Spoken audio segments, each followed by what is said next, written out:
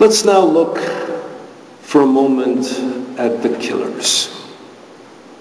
And virtually every week we discover something new about the killers. Let's talk visually first. I don't know if any of you saw the coverage that took place with the new album Discovered. There was a great story in the New York Times about an album discovered called Monsters at Play. And what makes the album so extraordinary, it was all of the SS officers and enlisted men playing at Auschwitz. Young women sunning themselves. Young men doing what young men do at war when there are young women present. And I leave it to some of you, the imagination, because we're in a sanctuary. But young men at war, when there are young women present, are involved in dances and flirtation in an attempt to conquer. The jokes they played, the dances they had, the swimming pools at Auschwitz, all of these people at leisure. Now, to give it to you visually, you have to understand that these pictures were taken in the summer of 1944. Now, again, if you're a Hungarian Jew, you understand that the whole Holocaust in Hungary occurred in 1944. On March 19th, the Germans invaded.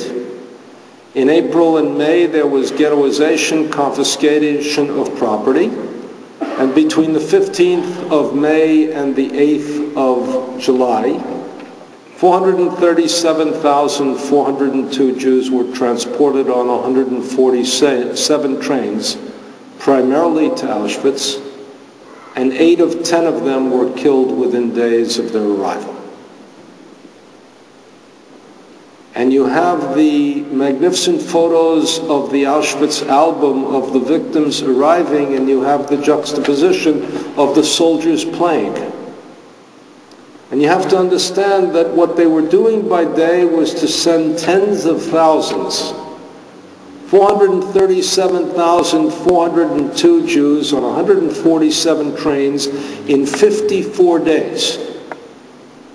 437,402 in 54 days means approximately 8,000 people a day are being sent to their death.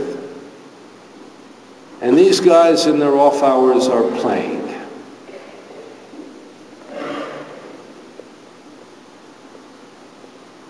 To understand the killers, we have to understand not only how they worked, but how they played. Not only what they did during the day, but how they let off steam at night. And if you think of them only as monsters instead of boys at play, you only get one half of the equation. And we have to put it all together. Now, in one area of research, we have discovered something that has changed our understanding. One of the great scholars of this generation, Christopher Browning, wrote a book called The Origins of the Final Solution, in which he says that there was a lot of local decision-making and local initiative. And that is, instead of saying that a decision was made in Berlin and it was implemented immediately and all over the globe, what he shows, for example, is the ways in which different types of killing took place in different types of places at different moments in time, and almost only afterwards did it congeal together into a coherent policy. That's not to say that there wasn't a decision made to impose the final solution on the Jewish problem, and that Hitler did not make that decision, it was not implemented. And if you were going to give a simple description of the killing process, and I'm going to give it to you vividly and rationally and structurally, the killing process essentially went in the following way.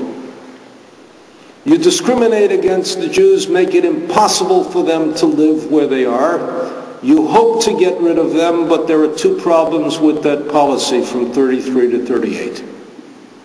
The first problem with that policy, from 33 to 39, the first problem with that policy is nobody wants to accept Jews in the numbers to which they need to leave. No haven, no way out. The one place in the world that wanted Jews was Palestine. The British by 1939 said 15,000 a year for 5 years. Not enough to take care of the load. And I'm in Canada, and Canada had a policy that's been documented called none are too many. And America's policy insisted on a certificate of good conduct to be issued by the Gestapo.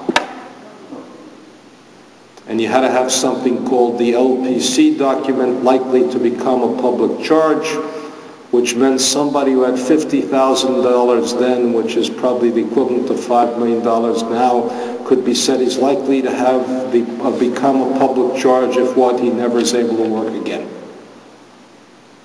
And Americans needed to provide affidavits in order to bring people in. So Jews wanted to get out, nowhere that they could go, and Germany kept expanding.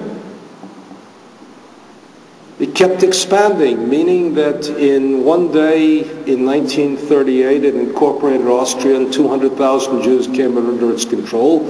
In 5 years before, 150,000 Jews had left. When it went into the Czechoslovakia areas of Bohemia and Moravia, another 90,000 Jews came under its control. When it invaded Poland, 2 million Jews came under its control. By January 20th, 1942, the moment of Wannsee, the Germans believed that they had within their reach 11 million Jews. Can't get rid of these people, what? You can't get rid of them by immigration. Nobody wants them, and we keep getting more and more of them. Another way has to be found. And the killing gradually went in two directions. First, they sent mobile killers to victims, the Einsatzgruppe in 1941, then they reversed it. They found something remarkable. It was difficult for them, for killers to kill all day. And little things happened. People needed alcohol afterwards, but then they needed alcohol at the beginning and they needed alcohol in the middle. Discipline broke down. Also, there were some mental breakdowns, so the process was changed. And instead of sending mobile killers to stationary victims, they reversed it and they made the victims mobile and the killing centers stationary, meaning that they put the Jews and brought them on trains and sent them to killing centers, where essentially a staff of very few could kill very many. I worked on Belzhitz. Belzhitz was open for 10 months. The staff of Belzhitz was 104, of whom only 14 were Germans, and they killed within 10 months 500,000 Jews.